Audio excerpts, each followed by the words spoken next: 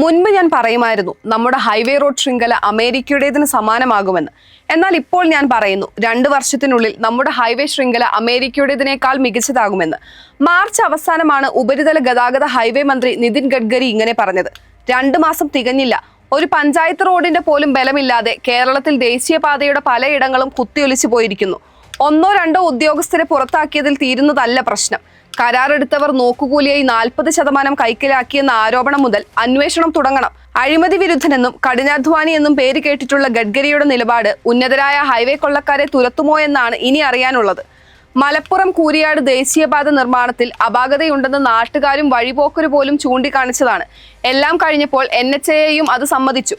നിർമ്മാണ ടെൻഡർ വ്യവസ്ഥകളിൽ വെള്ളം ചേർത്തതായും 40% വരെ തുക കുറച്ചാണ് ഉപകരാറുകൾ നൽകിയതെന്നും അധികൃതർ സമ്മതിച്ചെന്നാണ് റിപ്പോർട്ടുകൾ. KC വേണുഗോപാൽ അധ്യക്ഷനായ പാർലമെന്റിന്റെ പബ്ലിക് അക്കൗണ്ട്സ് കമ്മിറ്റി NHAIയോട് വിശദീകരണം തേടിയിരുന്നു. 3 അംഗ വിദഗ്ധ സംഘം ദേശീയപാതയിൽ പരിശോധന നടത്തി 3 ആഴ്ചയ്ക്കകം റിപ്പോർട്ട് സമർപ്പിക്കാൻ നിർദ്ദേശിച്ചിട്ടുണ്ടെന്നും ദേശീയപാത അതോറിറ്റി PSC അറിയിച്ചു. അതോറിറ്റി അംഗീകരിച്ച എഞ്ചിനീയർമാരുമായി ആലോചിച്ചാണ് കരാറുകാർ രൂപരേഖ തയ്യാറാക്കിയത്. എന്നിട്ടും ചില ഭാഗങ്ങൾ തകർന്നത് ഗുരുതര വീഴ്ചയാണെന്നും ദേശീയപാത അതോറിറ്റി സമ്മതിച്ചു. മന്ത്രി നിതിൻ ഗഡ്കരി കർശന നടപടികൾക്ക് തുടക്കമിട്ടിട്ടുണ്ട്. NHAIയുടെ സൈറ്റ് എഞ്ചിനീയർമാരെ പിരിച്ചുവിടുകയും പ്രൊജക്ട് ഡയറക്ടറെ സസ്പെൻഡ് ചെയ്യുകയും ചെയ്തു. റോഡ് നിർമ്മാണത്തിന് കരാറെടുത്ത കൂടുതൽ കമ്പനികൾക്ക് കാരണം കാണിക്കൽ നോട്ടീസ് നൽകി. സുരക്ഷാ കൺസൾട്ടന്റ്, ഡിസൈനർ കൺസൾട്ടന്റ് കമ്പനികൾക്കാണ് നോട്ടീസ് നൽകിയത്.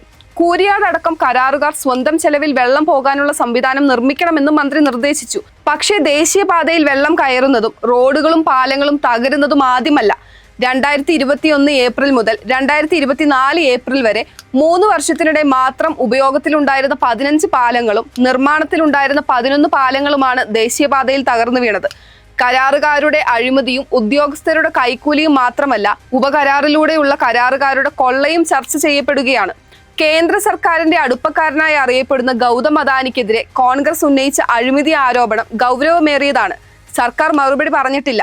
കോഴിക്കോട് ജില്ലയിൽ അഴിയൂർ മുതൽ വേങ്ങളം വരെയുള്ള ഭാഗത്ത് റോഡ് നിർമ്മിക്കാനുള്ള കരാർ 1838.1 കോടി രൂപയ്ക്ക് അദാനി എന്റർപ്രൈസസിന് ലഭിച്ചെങ്കിലും 971 കോടി രൂപയ്ക്ക് ഈ കരാർ അഹമ്മദാബാദിലെ വാഗഡ് ഇൻഫ്രാ പ്രോജക്ട്സിന് മറിച്ച് നൽകിയെന്നാണ് കോൺഗ്രസ് ചൂണ്ടിക്കാട്ടിയത്. കിലോമീറ്ററിന് 45 കോടി രൂപയാണ് അദാനി കമ്പനിക്ക് ലഭിച്ച കരാർ പ്രകാരം നിർമ്മാണ ചെലവ്. എന്നാൽ Vagad infra project 1 kilometre road നിർമ്മിക്കുന്നത് 23.7 കോടി രൂപയ്ക്കാണെന്ന് കോൺഗ്രസ് ആരോപിച്ചു.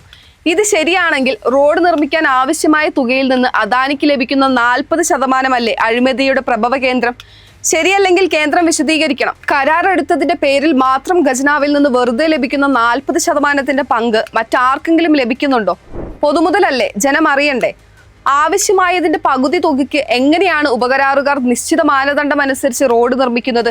കേരളത്തിൽ ഉപകരാറുകാർ തല്ലിക്കൂട്ട് നിർമ്മാണം നടത്തിയതും അനധികൃതമായി കുന്നിടിച്ച് മണ്ണ് കടത്തിയതുമൊക്കെ ഇതുമായി ചേർത്ത് വായിക്കണം.